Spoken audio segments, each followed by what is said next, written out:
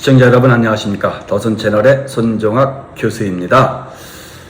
최근 몇몇 사람들로부터 질문을 받았어요.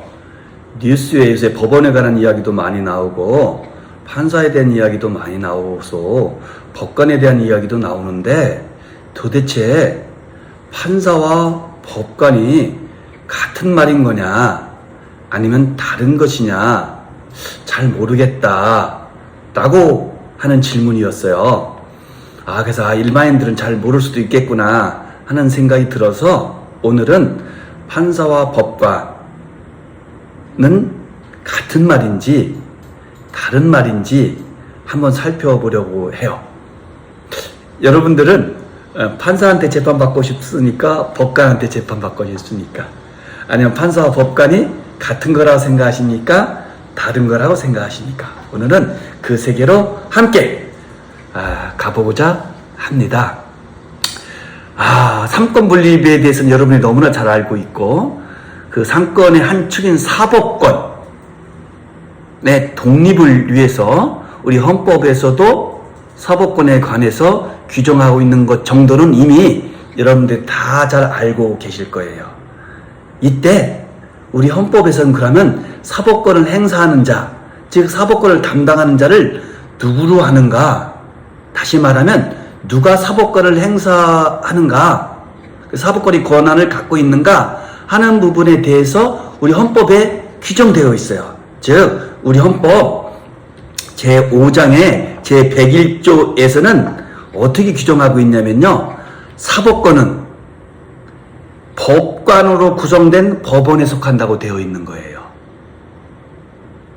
그러니까 국가기관으로서는 말한다면 사법관은 법원에 속하는 것이고 실제 일하는 사람을 기준으로 한다면 법원에 속해 있는 법관이 사법권을 행사하도록 되어 있는 거예요. 그리고 그런 법관에 대해서 대법원장, 대법관 이런 규정들이 쭉 나오고 있는 거예요. 그런데 우리가 흔히 듣는 판사란 말은 헌법에는 없어요. 분명히 사법권은 법관으로 구성된 법원에 속하기 때문에 법관이 사법권을 행사하는데 우리가 현실적으로 보면 판사님들이 막 재판하시잖아요. 재판이야말로 사법권의 전형적인 모습 아니겠습니까? 그럼 뭐야? 판사도 법관인 거야? 아니 판사는 법관이 아닌데 다른 거야? 어떻게 되는 거야? 궁금하시다는 것이죠.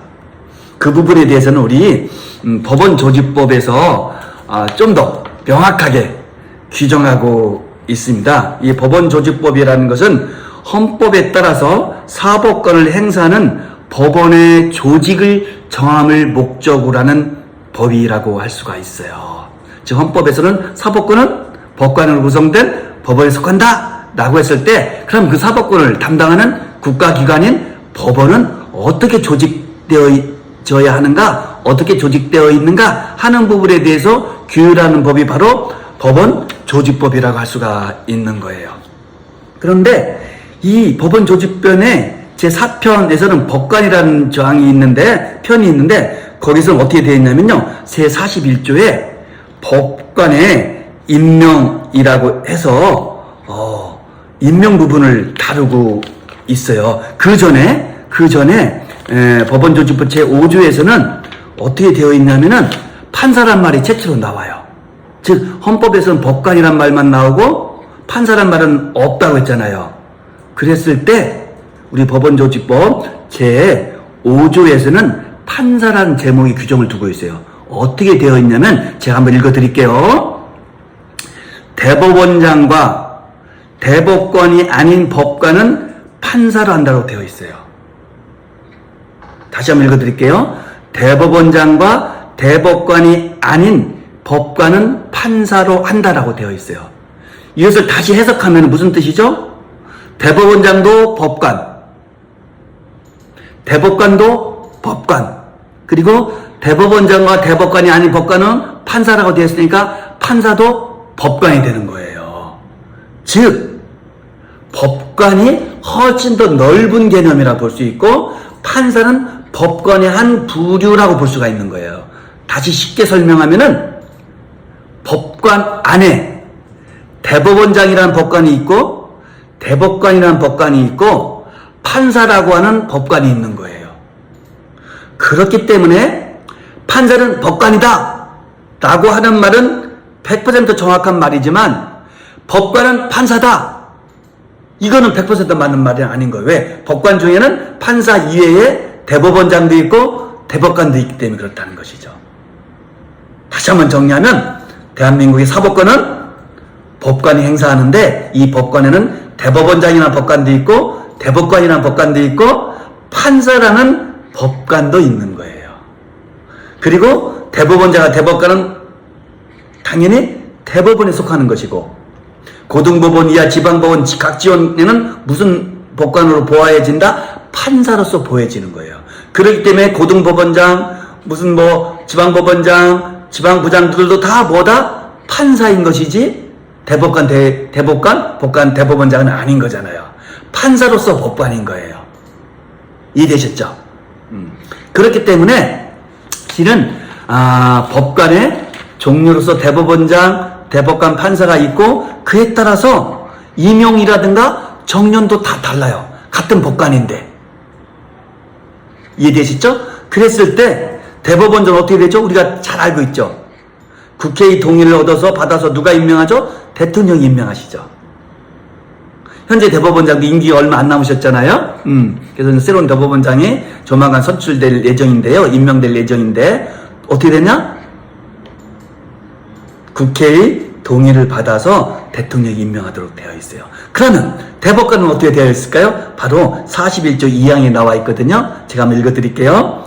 대법관은 누구의 제청으로? 대법원장의 제청으로 국회의 동의를 받아 누가 임명한다? 대통령이 임명하도록 되어 있는 거예요. 즉 대법원장은 제청권을 갖고 있고 대통령은 임명권을 갖고 있는 거예요. 우리 헌법과 법원적 지지법에서는 제청권과 임명권을 이처럼 명확하게 구별하고 있어요. 그래서 상호 견제와 균형, 즉 행정부의 수반인 대통령, 또 국가 원수로서의 대통령과 사법부의 수장으로서의 대법원장의 상호 견제와 균형을 이루도록 제청권은 대법원장에게, 임명권은 대통령에게 있게 된다는 것이죠. 그럼 일반 판사는 어떻게 될까요? 일반 판사는 바로 41조 3항에 나와 있거든요. 한번 읽어드릴게요.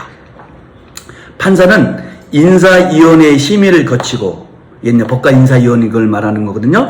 인사위원회 심의를 거치고 대법관회의, 즉 대법관들로 구성된 회의를 대법관회의라고 하는데, 대법관회의 동의를 받아서 누가 임명한다?